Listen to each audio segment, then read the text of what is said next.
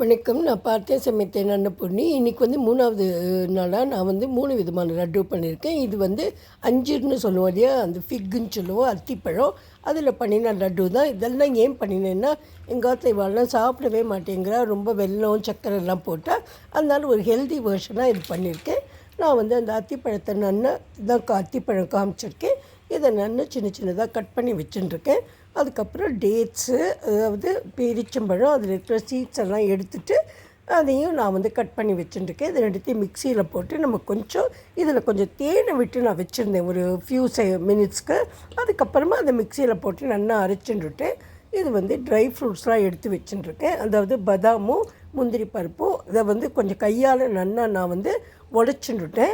அப்புறம் அந்த மற்ற இருக்கு இல்லையா, அதால் நல்லா பொடிச்சுட்டேன். அப்புறம் ஏலக்காய் 2-3 போட்டுருக்கேன். அந்த தொலியை உரிச்சிட்டு இது கூட ஆட் பண்ணிவிட்டு கடைசியாக இதை அரைக்கும்போது அதையும் சேர்த்து இந்த நட்ஸையும் சேர்த்து இந்த பழங்களோடு அரைச்சிட்டேன். அப்புறம் இதை உருண்டியாக நான் உருட்டி வச்சுருக்கேன் ரோல்ஸாக பண்ணுறதுக்காக. இப்போ வந்து இதை ரோலாக கட் பண்ணிவிட்டேன். இது கையில் ஒட்டுங்கிறதுனால இதுக்கு மேலே கொஞ்சம் உடச்சக்கல்லையே இந்த பொடி பண்ணினதை நான் போட்டுருக்கேன்.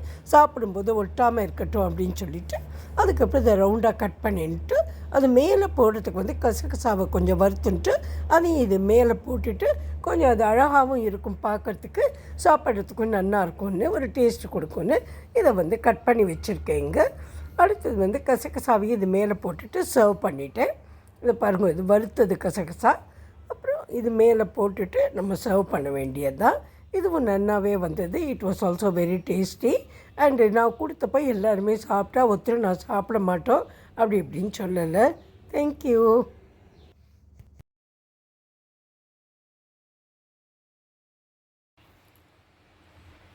வணக்கம். நான் பார்த்தேன் சமைத்தேன் அன்னபூர்ணி. இன்றைக்கி வந்து 3rd பேஸ், அதாவது 3வது நாள் வந்து நான் 2-3 லட்டு பண்ணி காமிக்கிறேன்.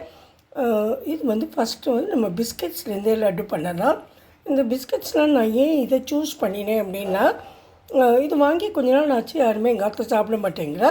ஸோ இதை வச்சு ஒரு ஸ்வீட் மாதிரி நம்ம பண்ணிடலாம், லட்டு மாதிரி அப்படின்னு சொல்லிட்டு. அதே மாதிரி சாக்லேட்ஸும் நிறைய இருக்குது எங்கிட்ட. அந்த ஒரு டார்க் சாக்லேட்டும் இருந்தது. அது எல்லாம் சேர்ந்து நம்ம ஒரு லட்டு பிடிச்சிடலாம். அப்போ வந்து இதை ஸ்வீட்ஸாக நம்ம வச்சிடலாம் அப்படின்னு சொல்லிவிட்டு இதை வந்து முதல்ல நான் நல்லா பொடிச்சுக்கிறேன். இதில் வந்து வறுத்த வேர்க்கடலை இருக்குது, அப்புறம் கொஞ்சம் எள்ளு, அப்புறம் கொஞ்சம் கசகசா இதெல்லாம் போட்டுட்டு இதில் கொஞ்சம் பாலை விட்டுட்டு ஒரே ஒரு சொட்டு ஒரு அச்சு வெல்லத்தை போட்டுட்டு, ஏன்னா அதுக்கு ஒரு பைண்டிங் வேணும் இல்லையா, மைக்ரோவேவில் ஒரு 1 மினிட்டுக்கு வச்சு அதை கொஞ்சம் லூஸ் ஆக்கிட்டேன். இதையும் இந்த பிஸ்கட் பவுடரோடு கொட்டிடலாம்.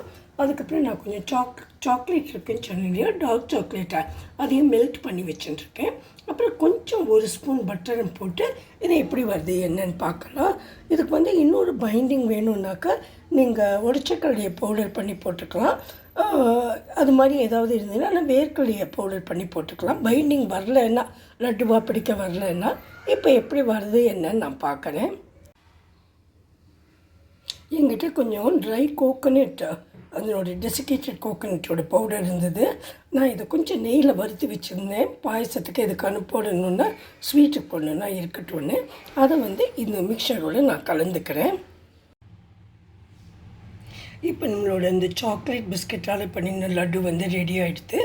அது வந்து உங்களால் பிடிக்க முடியலைன்னா நீங்கள் கையில் கொஞ்சம் நெய்யை விட்டுன்ட்டு தடவின்னுட்டு லேசாக அதுக்கப்புறம் பிடிச்சிடலாம். ஈஸியாகவே பிடிக்க வருது. And I have tasted also a little. கொஞ்சம் இது பிடிக்கிறதுக்கு முன்னாடி டேஸ்ட் எப்படி இருக்குதுன்னு பார்த்தேன். ரொம்ப நல்லாவே இருந்தது. So it is a easy laddu.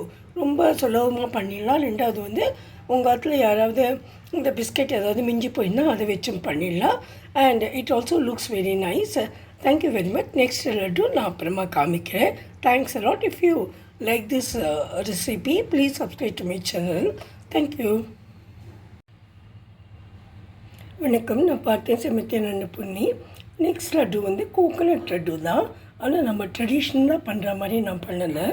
இந்த கோகோனட்டை வந்து நல்லா துருவி வச்சுட்டு சும்மா மிக்சியில் ஒரு ஓட்டினேன். ஏன்னா சிலதெல்லாம் கொஞ்சம் அடலாக அப்படியே விழுந்திருந்ததுன்னு.